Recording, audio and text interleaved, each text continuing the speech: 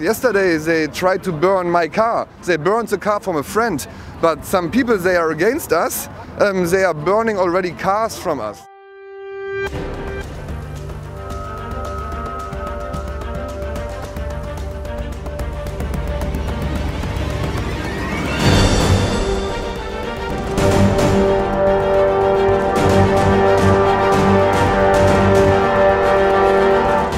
Tell us more about the persecution and what happened to you starting this movement, and can you give us more details about the car thing, because that's fascinating. Yeah, so from the first day we started this movement, I was saying the Federal Reserve Act is a really bad act, and in Germany it's like a code for Nazis.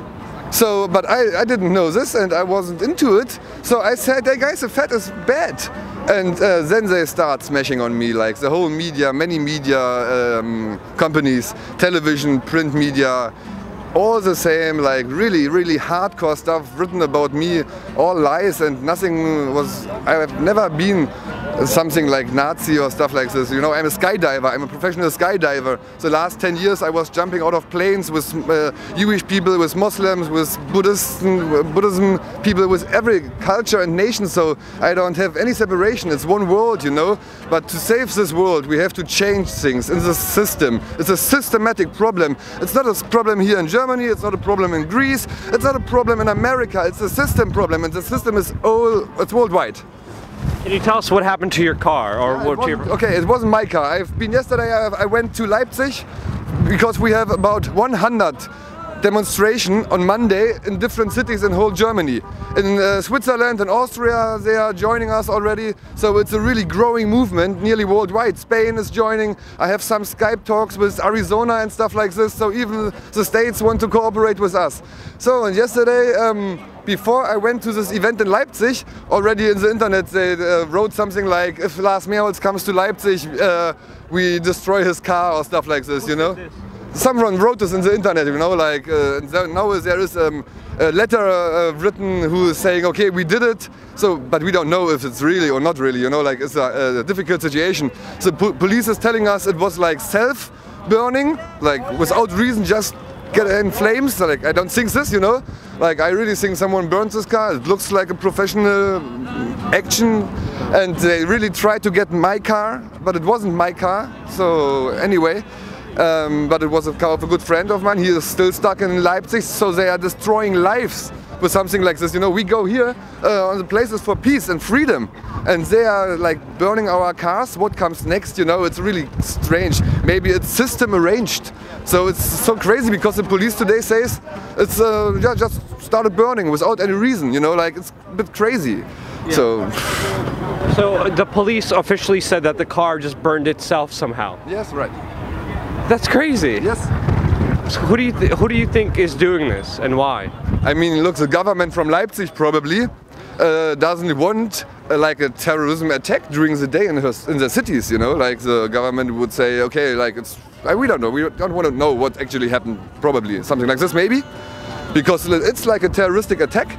If you burn cars in the middle of the day on a crowded place in a city, I mean really this car could have blown up, really.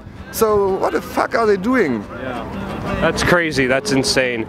Is there anything you want to tell us that the mainstream media is not covering? Is there anything the mainstream media is not saying that you want out there or should know about what you're doing and what you're organizing? The mainstream media, for example, is not saying that the German government is doing business with fascism in the Ukraine. You know, like there is fascism government in the Ukraine, and the United States and Germany are supporting it. And look back in history, we already have had this, and you know what happened. So we have to stop this. That's just a small thing. I could tell you more about finance and business and all this stuff, but this is the most important thing in the moment. Very, very well said. Is there anything else you want to say to the audience out there?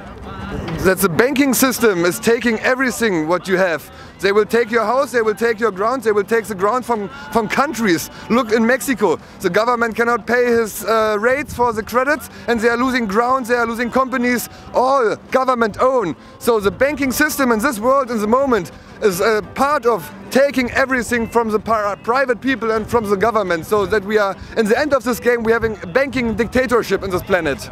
Is there a specific solution or answer that you're calling for? It's hard to make a global solution.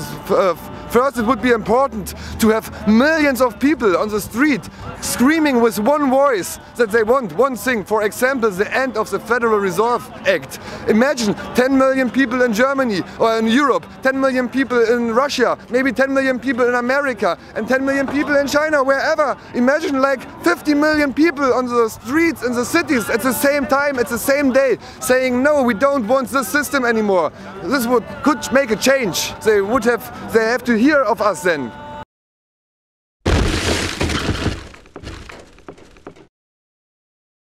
There's a drone, an unmanned drone flew over here. It's training, it's urban warfare. Identify yourself, fully loaded assault rifles. Go across the street, sir. I understand legally, constitutionally, I do not have to go. Let me call it for you. Yeah. This is a public sidewalk. I know my rights like the back of my hand, and there's nothing in the penal code that says that you can't film on a public sidewalk. That's not the only. All right, listen.